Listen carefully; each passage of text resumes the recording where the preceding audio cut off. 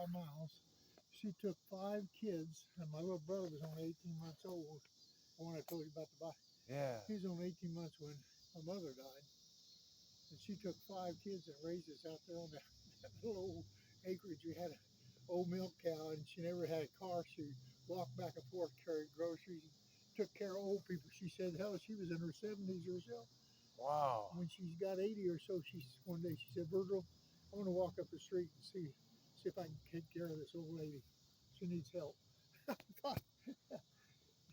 And she's elder herself, and that's how Yeah. her heart is. Yeah. She's very oh, she was just something else. give what money can't buy. She's told me, she said, if I ever catch you walking like this, I'm going to put my foot right in your butt, boy, and you're going to straighten them shoulders, and you're going to walk like this, and I don't care if it's 10 miles or 100 miles. She meant it. Yeah.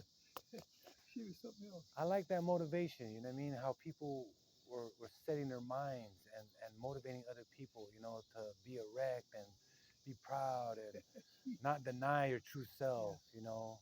She was something else. Because that was the guy's wife that he married, a Chinese lady, and at that time that was probably she hardly spoke any English. Oh. Because when she came, I said kind of, they were sitting here and I was sitting here kind of across the table from them. And, you know, him and her communicated a little bit, but not, you know, she didn't, and he was worried about what people would think of him. Yeah. Okay. Because he married his who was the doll of our whole class, his wife was, but, you know, that's how it is. Yeah. When you reach that level that becomes your wife, you guys become one, and sometimes those well, it really sensitive thoughts need to be extinguished. But I'm glad you guys made him feel very comfortable. Like, hey, man, bring her around. Well, you know what's funny? You said this. No one's thinking any different than they were thinking of you in high school anyway, buddy. So, no, they didn't. You know what I mean? Like, hey, come on, man. Don't change now. He was an athlete. He was a good athlete, and he was always on every team, and he'd done well, and everybody thought this. He moved from Dogtown to the other side of town because he wanted to be a little better. Yeah. Everybody knew that, but they didn't let that bother him. Yeah. You know? Dogtown is mostly known in California as surf spots. You know what I mean? Yeah, they may look at it as like beach bum, but these guys are really one with the surf. And then when they grow older, they do what? Teach the kids how to self-defense, teach the kids how to swim, whether they've been to jail or not. Like a lot of guys that are growing, my generation, are giving a lot of California? Yeah, a lot of giving back. Where are you? Southern California. Southern. Los Angeles, Carson, California, Manhattan Beach, Huntington Beach, that area like that. I lived in La Mirada for a while. Oh, La Mirada swap meet, man. My grandma's favorite swap meet zone. Yeah, I lived there just south of, what's the park? Buena Park? Huh? Buena Park? No. Not Disneyland or anything like that. Oh, it's going to be Knott's Berry Farm. Knott's Berry Farm. Yeah. South there. Yeah, right. Come on, man. Dang. One week I'd drive by there and it'd be vacant ground. Next week there'd be houses on it.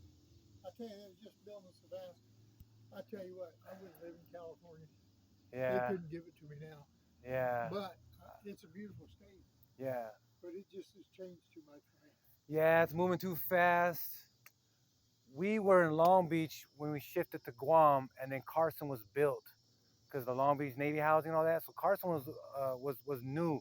So we bought our house for $30,000, and the millionaires that were in our house, because they extended the upstairs and downstairs, they were already leaving Carson and that whole entire area. They're already leaving.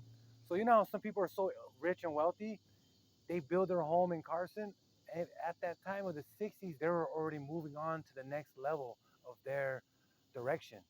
You know what I mean? Like they were already, you know, of that elite level, because the upstairs and downstairs was extended, and not only that, they left all the furniture, the velvet. And you bought that? Your folks bought that for $30,000, and that was a good deal. Yeah, well, I bet. You know, and now the house is probably 800 grand. Those places. It's 2-story with a peak like that, but big though, lot bigger than that. Have they just redone that, painted the outside? It looks like. Yeah, it looks clean. I like that color too. Very nice. Yeah, we should do something in the yard and get some people in there. Man. That'd be nice. Yeah. they just painted that house and that house there too. Yeah. Well, They, I better get, okay, sir. Thank you so much, Virgil. Have a blessed one. I'm gonna get going myself. what's that again? I'm gonna get going myself. You know what I mean? And you have a blessed day, sir. I'm gonna get one.